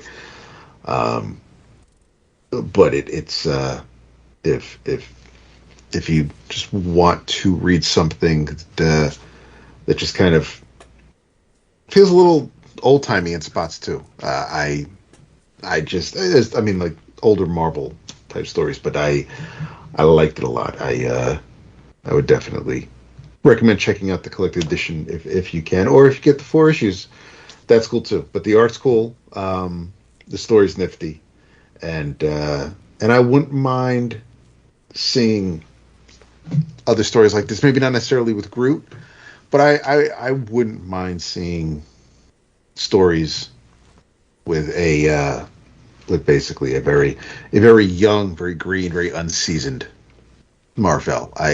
He's always been a favorite of mine, but his claim to fame is that he died. Well, I was just going to say, yeah, it's like the Laura Palmer syndrome. It's like, she's not sticking around. So Walk with me. What are we doing? Well, I don't get it. I know, Starlin wrote that story because his dad died of cancer. It was cathartic and therapeutic and personal, and it is very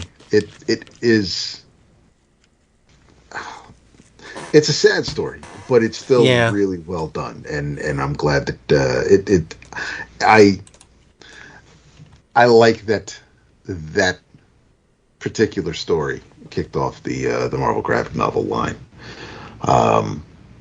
But yeah, I just, so if I can read some older Marvel stories, I'll gladly do that. I mean, I checked this out because, like I said, Vince mentioned it, but the name of the book is Groot, and he's front and center, and it's just like, Marvel just happens to kind of just be hanging around for the ride, which is cool. I like that a lot. So if we get to see either Marvel in another type of story, or teaming up with Groot later on, I'd be down for that as well. But this was neat. Although I did, and connected to absolutely nothing, I was a little bummed when I was at the shop and I flipped through Marvel Age 1000, and it is not a magazine. No, it's not. It's an anthology. I'm like, what the hell are you doing? Makes no sense. Makes no sense. Yeah. I don't understand it. I really don't. I guess it's just to perpetuate the name. Yeah. What else reason could it? Right. It's silly. It should be text based and show, like, have an interview with Dan Abnett. Hey, what are you working on? What's coming? Exactly. Like, they should have coordinated it to actually. I probably wouldn't have sold, I'm guessing, if they did it. But like, when Marvel Age is one of those magazines that's very, very near and dear to my heart. Same. For a number of reasons. Hembeck not being the least of which. But it was one of those things that you can look forward to every month, pre-internet, to see what was coming down, what was going to be available in your Marvel future. And yeah, it was a company propaganda magazine. So what? But it made you excited to see these things, or that you knew these things were coming, and you got to see process images like sketches and costume designs and all that stuff, and maybe a page or two from the thing that's coming up. It was cheap. What was it? To a quarter when they started, and then it went up to 50. Whatever. I love Marvel Age. I have an entire run. I wouldn't part with it for anything. And I rescue issues every time we come across them in the bins. Right, yeah. But to name something Marvel Age and have it just be an anthology, like, it's nonsensical. Like, what are you guys thinking? I don't understand it. But anyway, just to get back to the Groot, I co-sign everything you say. I think Couceiro's work is remarkable on this book. Yeah. He's the reason why I opened the first issue to begin with. When I saw his name attached to it, I was like, okay, I'm going to read this. Do I need more Groot in my life? I like Groot as a character. No, I do. Who doesn't like Groot? He, by design, he appeals to many, many people. And so, yeah, he's fun. I'll read this. But Couceiro at the helm, Abnett's a wonderful writer. almost, in part responsible for the Guardians of the Galaxy as we know them right now. When you have one of the creators of the second wave of Guardians of the Galaxy, the popular wave, and Groot and Damien Couceiro on art, I'm going to read it. But the Marvel angle was just like the icing on the cake. Yeah, that was really neat. In a time before he was Captain Marvel, which is really smart because then you're beholden to zero continuity. You can do whatever you want. Yep. Unless you're going to mangle the character to the point where he jumps to the field. Like you don't want to do stuff like that. But yeah, I thought this issue was, or the series as a whole, was 4 issues, was entirely worthwhile. It was a lot of fun, well worth the time I expended on it. Yeah. Unlike, I'm not going to talk about this book much, other than to let you know it exists and to stay away from it. Ooh. Yes. I read Action Comics Presents Doomsday Special. Oh, yeah, it's coming in the next box. I won't tell you much about it other than it's horrible. Absolutely horrible. The bright light in it is Supergirl. I like how she's portrayed in this book. I like the costume. She's a blonde, and it works for me. I think it's smart. In this day and age, to not have to reduce a female character to skirt. Mm-hmm. Right? I think the new costume is really smart. There's no boob window. Yes, there are parts of this issue where she's drawn in a very attractive manner. Well, that's okay. Supergirl or Power Girl? Isn't that Supergirl? No, they're two separate characters. Well, she's got the crest, the Superman S on, and she's got the blue and red. Well, that's So Power Girl still wears a white outfit. So this may be Supergirl. No, it's Supergirl. It's Supergirl. Right. And because you said boob window, and there's no boob window. Right. Okay. Is what I'm saying. You don't, just because a character has breasts doesn't mean you need to give a bird's eye view of them, right? I think the costume is very smart. Smartly designed. I'll tell you who was responsible for this thing. It was Dan Waters wrote it. Eddie Barrows and Iber Ferreira drew it. Does it at least look good? Oh yeah, I think it looks good. Okay. Yeah, Adriano Lucas did the colors. No, the art. The art's fine. I mean, Clark is suitably proportioned and handsome. There's really nothing. Waters. There's no. It's like I don't even know if Waters was born when Doomsday killed Superman. It's weird that of everybody that DC has on hand, that is connected to Doomsday in one way or another. Well, Doomsday. That's weird. The majority of the story takes place in hell. And not a realm that is totally removed from Superman. He has gone there before. But I just don't understand why you have to reduce Doomsday to this. It just did not do a damn thing for me. Like, I don't need to see Doomsday in hell. I don't want to ruin it, but remember when Doomsday was banging on the cell door? Mm-hmm. There's something like that in here. Okay. And I didn't appreciate it. Oh, okay. I don't know. You got to know where I'm coming from. Doomsday's like my favorite villain. Yeah, I know. And it's, I just think it was ill-conceived. Martian Manhunter's in it. It's not badly written. I just don't like the idea of Doomsday being in hell, looked upon as this infernal force. He's just a super-powered rage, force of destruction. Yeah, Doomsday's, he shouldn't be anything other than a giant hammer. You don't need to attribute some mystical mumbo jumbo to him, or he's just a monster that quote killed Superman. That's all you need to know. He's rage. I don't know. I don't want to shit on the book, but it was not for me. It really wasn't. Like, it looks good, and a lot of it reads really well. It's just that one thing that they did soured it for me. Cover's nice. Cover's real nice. Yeah. I guess John Bogdanove did a cover. I didn't see that. But it says here that the 1 in 50 variant was wow, John Bogdanove. I'd love to see Bogdanove come back to comics full time. Then if Bogdanove came back to Superman, like, I would buy it. I don't care who wrote it. I would buy it. If Bogdanove was doing the art, shit. Love it. Yeah. But anyway, it's a trifle, I guess, and I'm making much ado probably about nothing, but well, you're not the only Doomsday fan. I mean, hell, if you were, they wouldn't have published a book. So, well, I mean, okay, I don't want to spoil it, but it's just the hallway leading to something else. It's not done. It's not over. There's something coming. Yeah.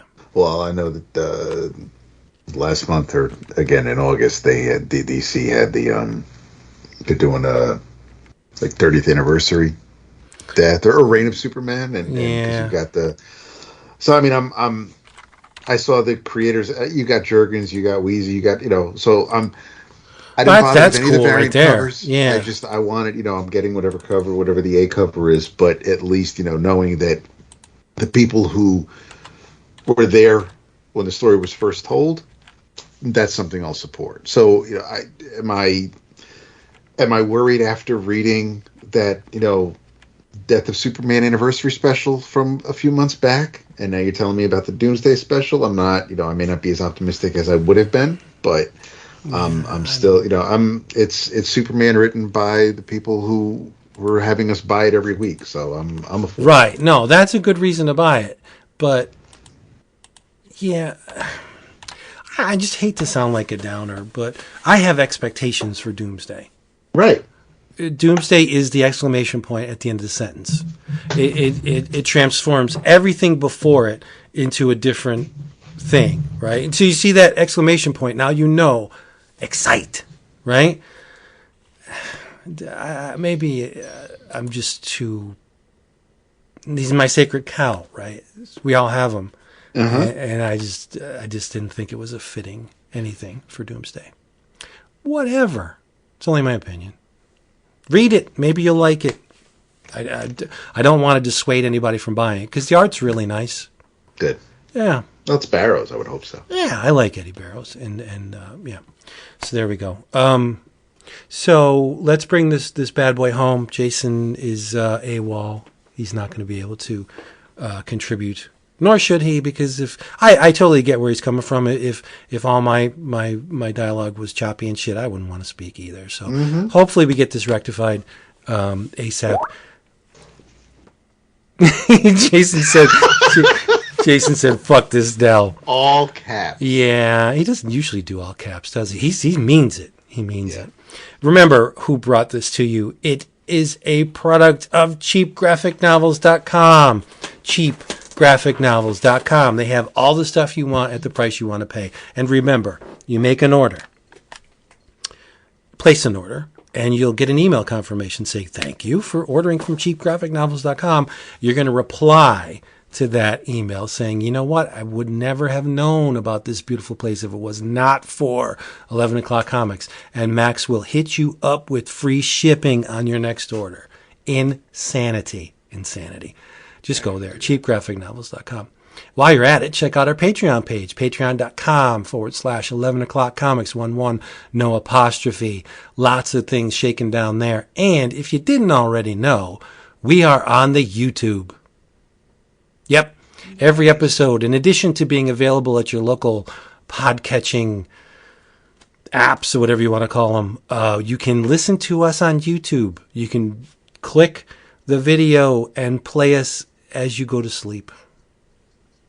There you go. It's an amazing world in which we live. So yeah, YouTube, we have a channel. Go check it out. But if you listen to it, I don't know, however you like it. I like to listen to some stuff during the day while I'm working on YouTube. I'm obsessed with old Art Bell episodes. So that's what I do all day long, listen to Art Bell. And there are channels that have nothing but Art Bell. Well, we have nothing but 11 o'clock comics. So if you like this and you want to listen to it at work, go on the YouTube. It's there. There you go. And your travels. I was going to call this the perfect Godzilla comic, but Godzilla's not in it. Yeah, it is the recently published, came out today, issue of Godzilla Rivals. This one is focusing on Spacegodzilla. And it was written and drawn by my boo, Matt Frank. To say this issue is beautiful is an understatement. This is one of the most visually arresting Godzilla comic to come out of IDW. The art is absolutely astonishing, groundbreaking. Like, I followed Matt through his entire career, right? He was on, what was that Godzilla run, Saviors of Earth or whatever it was called. And his issues, in addition to Jeff Zornow's issues, were the reason why that book was so great. And yet Matt was still finding his visual voice back then. He was very good, but there were still areas of his style that needed to be fleshed out a little more or embellished or just plain cultivated, right? This, Matt Frank, oh my goodness, he is a heavy hitter. I would say he's the heaviest of hitters when it comes to kaiju. This issue is unbelievable.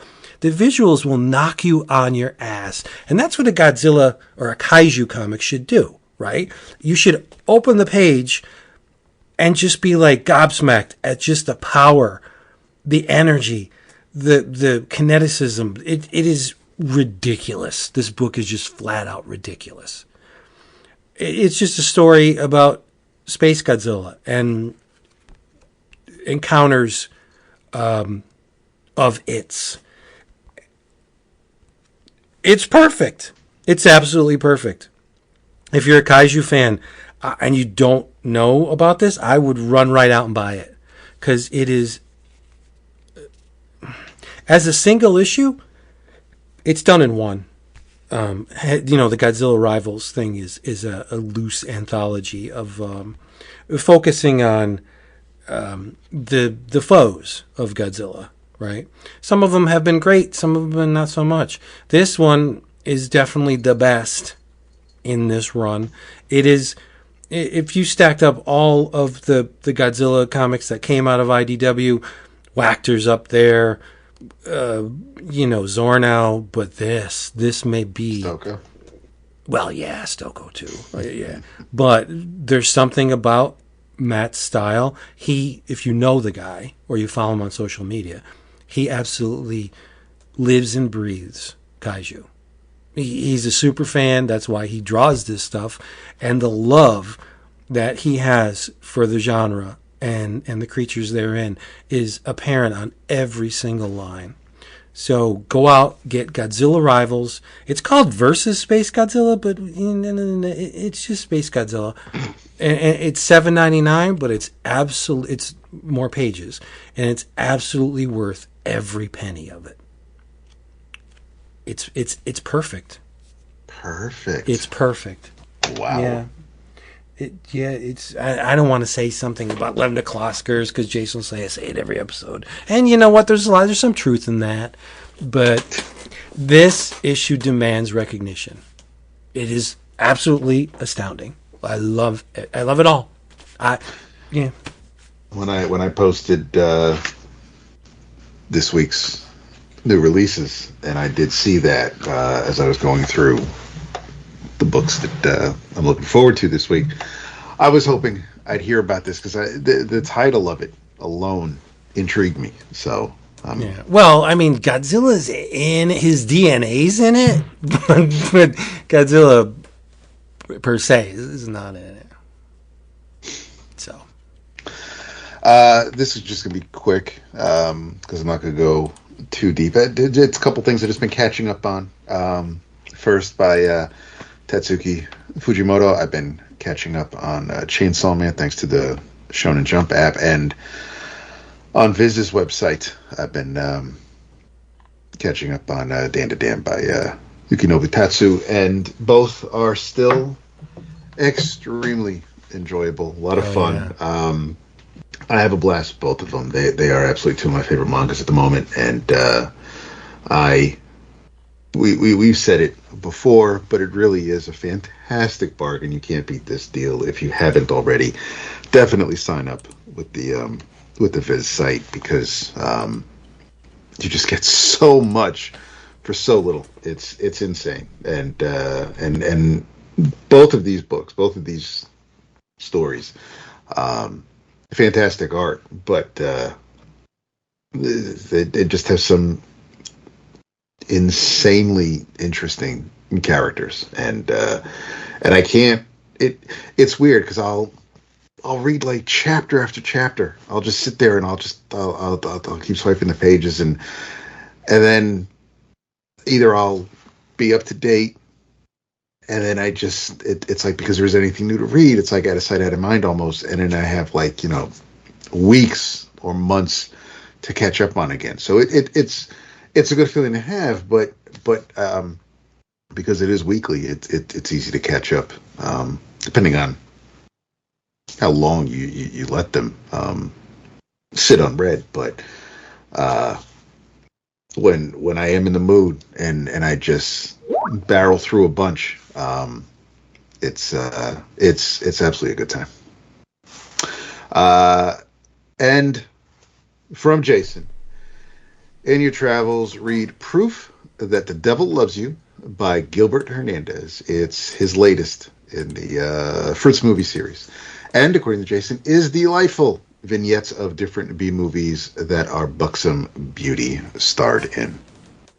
Yeah, I think when you're talking Fritz, buxom is an understatement. Yeah.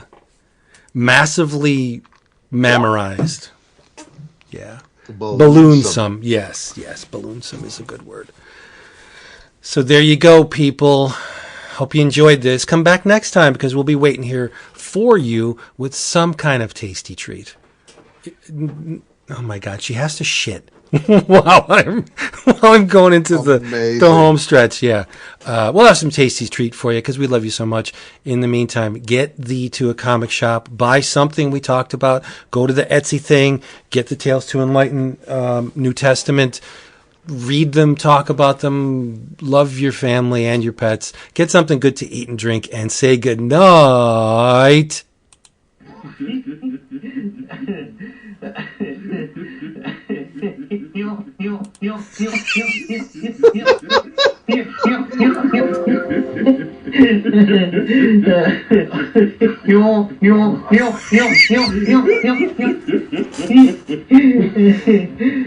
David. Jesus. I love this guy. Right. Do it again.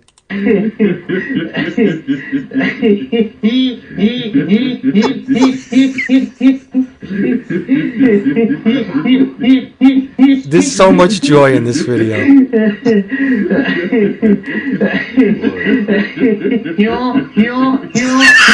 David, right there. Nice. That's the best. Perfect. All right. That's like those videos where someone's just talking and her friend starts laughing and she's got like that hoarse laugh. Like, yeah. It kills me every fucking time. You're gonna think I'm like ancient. You know what I love on YouTube? I'm sure you've seen those channels that have uplifting videos that restore your faith in humanity. Like a guy comes home from the service and his dog just goes absolutely ape shit. Or I love those videos. Mm-hmm. Like I'll sit there watching the damn thing and just cry like a goofball. And the kids are just like, "What's wrong with you?" I'm like, "This stuff is beautiful. It's great." Yeah. Or somebody goes up to a transient person on the street and just gives them money, or takes them a jacket. Yeah, I know some of it is set up to get views. I get it, but I like where it's coming from. Yep. I really do. So there you go. All right, everybody, we love you so much, and we'll see you next time. Tell them you love them. Tell them you love them. Love them. There you go. Love them with anger. That's it for that one.